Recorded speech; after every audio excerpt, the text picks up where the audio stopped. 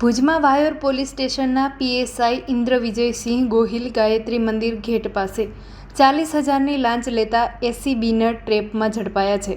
લાંચ સ્વીકાર્યા બાદ આરોપી પીએસઆઈ સ્થળ પરથી ફરાર થઈ ગયા છે। કચ્છ જિલ્લામાં દાયકાના રક્ષક જ ભક્ષક બન્યા હોવાની વધુ એક શરમજનક ઘટના પ્રકાશમાં આવી છે।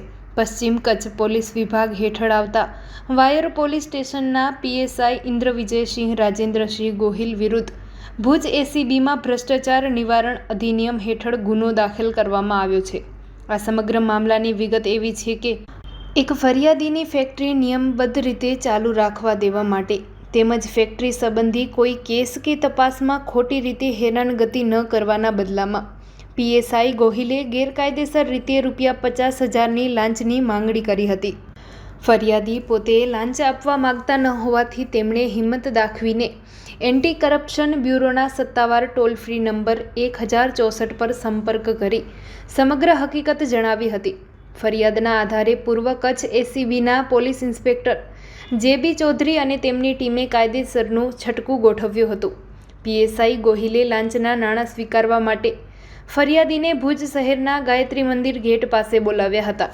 નક્કી થયા મુજબ ફરિયાદી જ્યારે ભુજના ગાયત્રી મંદિર ગેટ પાસે પહોંચ્યા ત્યારે પીએસઆઈ ઇન્દ્રવિજયસિંહ ગોહિલે તેમની પાસેથી લાંચ પેટે ₹40,000ની રોકડ રકમ સ્વીકારી હતી।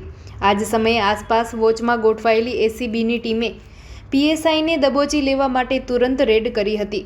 જોકે એસીબીના સ્ટાફને નજીક આવતો જોઈ પીએસઆઈ ગોહિલને કંઈક અજુગતું થયું હોવાની શંકા ગઈ હતી। પોતાની ધરપકડ થાય તે પહેલાં જ આરોપી પીએસઆઈ ગોહિલ એસીબીના અધિકારીઓને ધક્કો મારી સ્થળ પરથી નાસી છૂટવામાં સફળ રહ્યા હતા। ગુનો દાખલ કરી કચ્છ પોલીસ વિભાગમાં ખળભળાટ મચી ગયો હતો। પોલીસ અધિકારી પોતે જ લાંચ લેતા ઝડપાયા બાદ કાયદાના સંકજામાંથી ભાગી જતા ભુજ શહેર અને સમગ્ર કચ્છ પોલીસ બેડામાં ભારે ચકચાર જાગી છે। પૂર્વ કચ્છ એસીબીએ લાંચની રકમ કબજે કરીને ફરાર પીએસઆઈ ઇન્દ્રવિજયસિંહ ગોહિલ વિરુદ્ધ ભ્રષ્ટાચાર નિવારણ કાયદા હેઠળ ગુનો નોંધી તેમની શોધખોળ માટે અલગ અલગ ટીમો રવાના કરી છે।